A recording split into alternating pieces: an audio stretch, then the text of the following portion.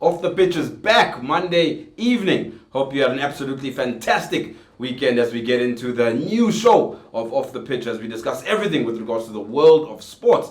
We've decided to be a bit generous on today's show and extend our competition that is an opportunity to win a custom-made football kit. So visit offthepitch.co.za and win yourself a free designed football kit designed specially for yourself by excogroup.co.za. But the man is back with us in studio. Cyrus Rogers, how you doing, my brother? I'm very well. Every week I'm back, it feels like I'm rejuvenated, reinvigorated. This is what Off the Pitch does. It just makes me a new man. Absolutely brilliant. The new man, the Fresh Prince. Andile Sticks, how you doing? I'm good. Sitting next to the new man. The so-called new man. That's what I do. Absolutely brilliant. But guys, we're going to do things a bit different on today's show where we just look at the various sporting codes and we just touch on, in your particular sporting code, maybe the Sundowns or Banyana, about the future and how everything is going. You mentioned last week about Hollywood Super Bets and that sponsorship, and I know the league is starting this weekend actually, beginning of April. So just talk to us about, are you guys now going to retain the league? Are you thinking about signing fresh players? How does it work? Because I think a lot of people maybe don't know with regards to signings of female players and how that all works. A whole lot of signings happened during these previous months, and yes, we have 2 more teams coming in the Hollywood Superbad League, which is interesting. And it makes it 14 teams, which is lovely, and I can't wait for the league to actually resume. And honestly, it might not resume because of the national team preparing a camp for the national team players. I don't know if I should say. Yeah, that's fine. But national team also needs to prepare for the upcoming big one, which is the African Women Championships. And they're wearing 2 hats, Sundowns hat, but it's such a pleasure. The Queen Latifah hat. Forgot about the Queen Latifah. She wore it last week. She's wearing it again today. But you mentioned something off air that, a lot of people don't know a lot about women's football and what's going on, whether it's sponsorship, players. Do you think that's something that maybe that as a country we need to start taking a more active interest in? This is a global thing, and I love women's sports. It doesn't matter what sporting code it is. You love women or you love women's? Women's sports. I love women too. They're our sisters, our mothers, everything. True. So I think the thing about this though, and I think that women's sport is such a growth industry because it's one of those where nothing has really been put into the sport for years and years and years. We're talking decades and perhaps even millennia if you look at it. Now we've got an opportunity to see just how well people can perform. You look at the Momentum Proteas, the women's cricket team. They've been making the country proud. You look at Banyana, they're making the country proud. And we need to see more growth in a lot of these areas. And once we make these sports more professional, it allows people to focus. You don't have to wear the 2 hats. You know what it was like in the men's game where you had semi-pros, people were, a bus driver by day and then playing for the national team by night. And so, it doesn't allow you to focus and be the best that you can be. Now, we've got a far better professional thing happening globally. You look at Barcelona's women's team.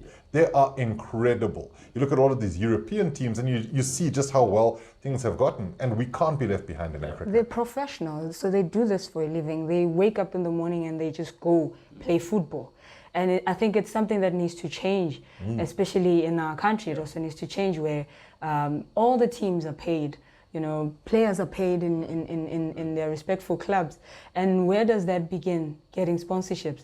And the other thing is, I would urge all these professional teams in the PSL to come and adopt those other teams in the Hollywood Superbad League so that it can be even more competitive. When you have the right resources, when you have the right tools, you perform to the best of your abilities. Yes, you would say we have the advantage, but we train extremely hard. We didn't get things on a silver plate. We needed to work hard. Talking about a silver plate, I want to throw you a curveball here. Did you end up getting your money from the Champions League win? Because no comment, my lord. I remember you had mentioned that you guys were still waiting. Did you guys end up getting paid? It's important. Remember, this is something that I can't confirm Yes. as a football player. Yeah. So the TTT on your phone hasn't happened yet. We got the money from our chairman. Okay, He okay, appreciated okay. us for winning CAF. You know, Okay. we got the money from our chairman, and I would like to say big ups to him because he supports women. And he believes that women are great. Yeah. They are the imbogotos of this world. Yeah.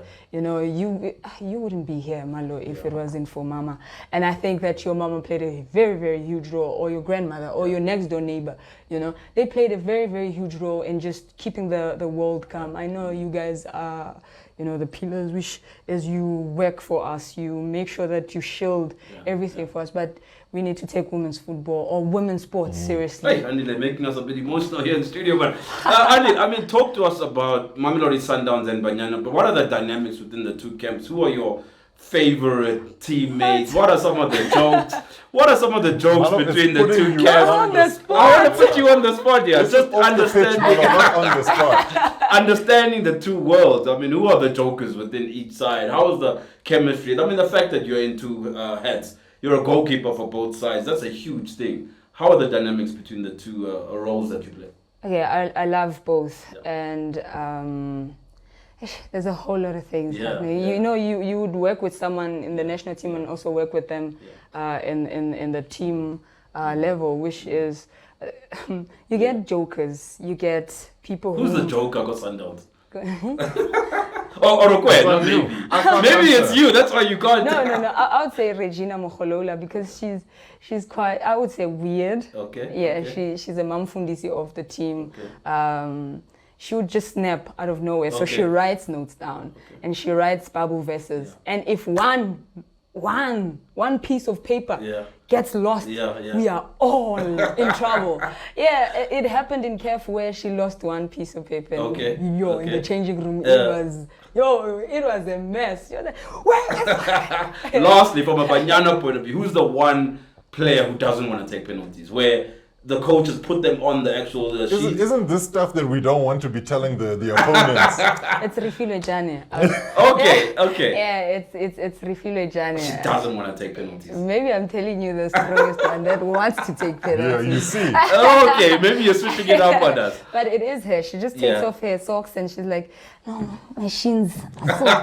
Making excuses. Yeah. No, Absolutely. because she has to brilliant. take penalties against six. So, you know, she must be there going, no, I can't do No, that. I'm Six is too joking. good. Actually, I'm the one. I'm just putting her on the spot, but I Yeah. don't like taking penalties. Okay. I don't like taking penalties. Absolutely I would brilliant. rather save penalties than take penalties. I think the Sundowns question I have to obviously point it at you from the men's perspective. Are you seeing or do you see any other side within the PSL challenging Mamelodi Sundowns in, let's say, the next 5 years? I mean, Royal AM have done absolutely brilliantly. Amazulu, yes, hot and cold, but are you seeing the Soweto sides, maybe Supersport United, in the next 5 years challenging Mamelodi Sundowns? Okay, now I'll be biased. No, I don't think so. Okay. I don't think so because of the structure, because of the way Mamelodi Sundowns is growing Yeah. as a brand. As a business. And as a Yeah, brand. and I think them trying to change the place where we train, the headquarters, is something else that's motivating the players. Also, the motivation behind signing players. You know, when you sign a player, then you push the other one to actually work Yeah, harder yeah. because they play in the same position. So I think. So absolutely no one challenging Mamelodi Sundowns No. in the next couple of years. You heard it from Annie the Sticks Lamini, but Mark Hubert is back with us. We heard him last week talking about everything with regards to combat sports. Stay tuned.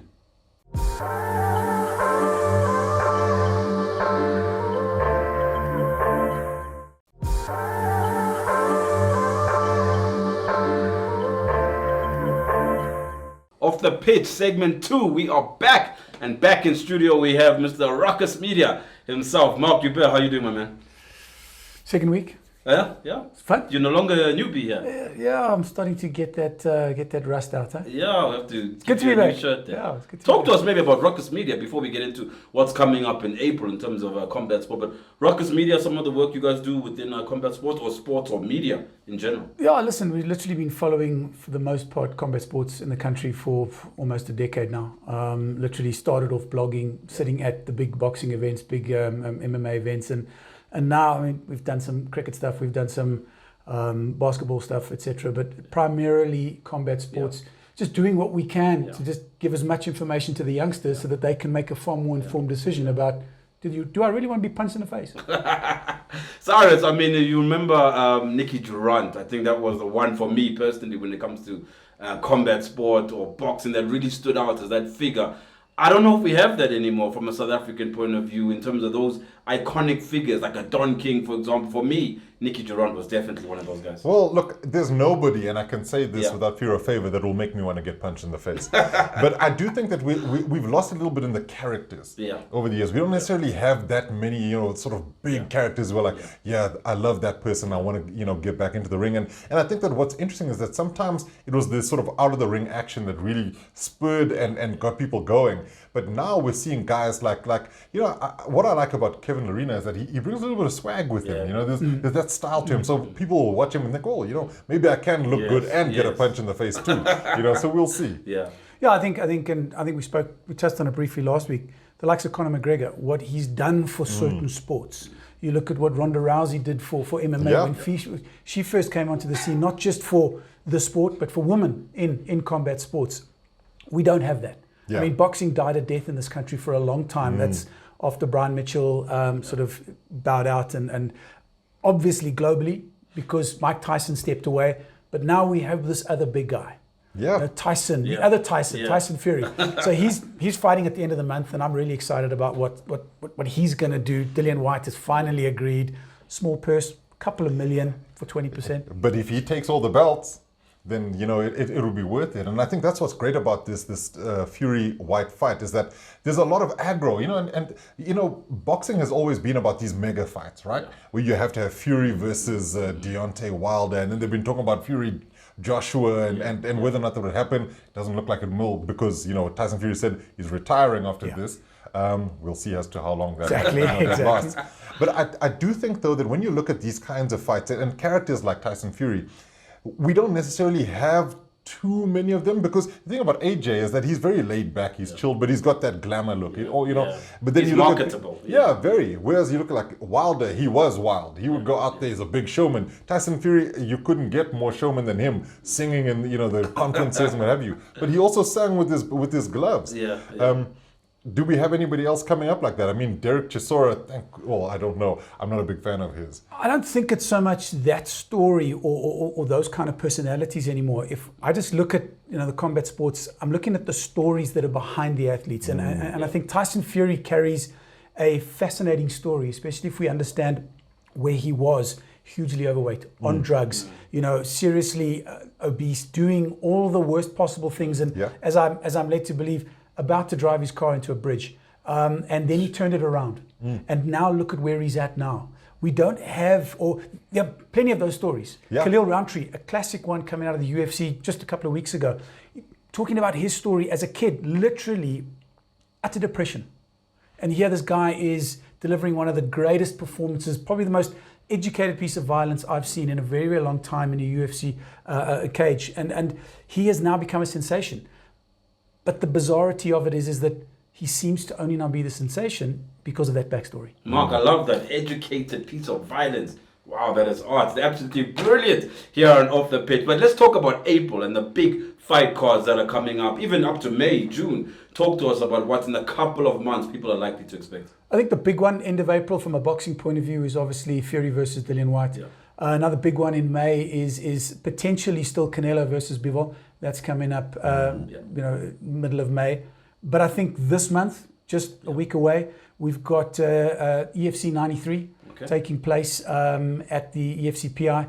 Don't know what's going to happen there. A lot of controversy coming out of EFC 92. What's going to happen with the refereeing and the officiating? Very, very interesting. But I think the other big MMA event has probably got to be UFC 273.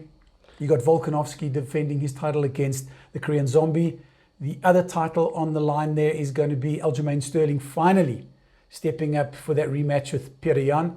But for me, the fight of that entire card is got to be that third last fight. Yeah. Gilbert Burns against Khamzat Chimaev. It's the first time I think we're probably going to see Chimaev really get tested. I mean, think about it. The man's fought, the number of fights he's fought, he's only absorbed 2 punches. I mean, he is a monster. Yeah. He is an absolute demon. He's not a wolf for nothing. Yeah. That's going to be a big test for him. Absolutely brilliant. Cyrus, I know you wanted to jump in there. Yeah. But before he does, I mean, Mayweather, the boy that fights under Mayweather, the name just slipped my mind. He's an absolutely brilliant fighter. I don't think he's lost. Gervonta Davis. Yes. I mean, what's your take on him? I mean, he looks like he's going to be absolutely incredible. Once again, Gervonta Davis is one of those. He's shrouded in controversy because he's got that legal charge hanging over his head in terms of a hit and run incident. We don't know what's going to happen. That should have been resolved in January. Don't know what's happening with that. If that was resolved in January, by all accounts, should have been in jail. That's my understanding of it. He's still fighting. He's still carrying on. So. Is Mayweather backing him up and maybe pulling strings to make sure that he keeps fighting? Well, I don't know. I mean, look, there's only so much the man can do. Yeah. But I think about Mayweather and the boxers that he's backed. I mean, Adrian Broner in particular is the one who comes to mind where you think he was the next big thing. And he was undefeated, then eventually got defeated and was never the same. And I think that what Mayweather seems to look at is fighters who really work within the same vein that he does, where they are guys who have the same sensibilities as him. And I think that might be one of the problems, because these guys, it's a thin line that they have to tread. And sometimes, like you talk about these guys in hit and runs and what have you, they go on the other side of it, whereas Mayweather has been so dedicated to his craft that he is able to try and hone himself to that. And I think that's the differentiator here. But I think it's also the price of fame. I mean, Conor McGregor was an absolute beast of a fighter, literally almost being the mystic Mac as he positioned himself, saying he would do something and then literally doing it. Suddenly he hit fame, suddenly he hit fortune. He's no longer that fighter. He's been involved in so many altercations that have literally tarnished his reputation and brand. And it's almost like, is it now, and is it this instance that you're talking about, where prior fame and fortune suddenly turns what was great athletes into just average day jobs? Thank you so much, gents. I had to pull them apart. It looks like a knockout KO bout up here in the studio, but stay tuned for the third segment. We'll be back right after the break. Stay tuned.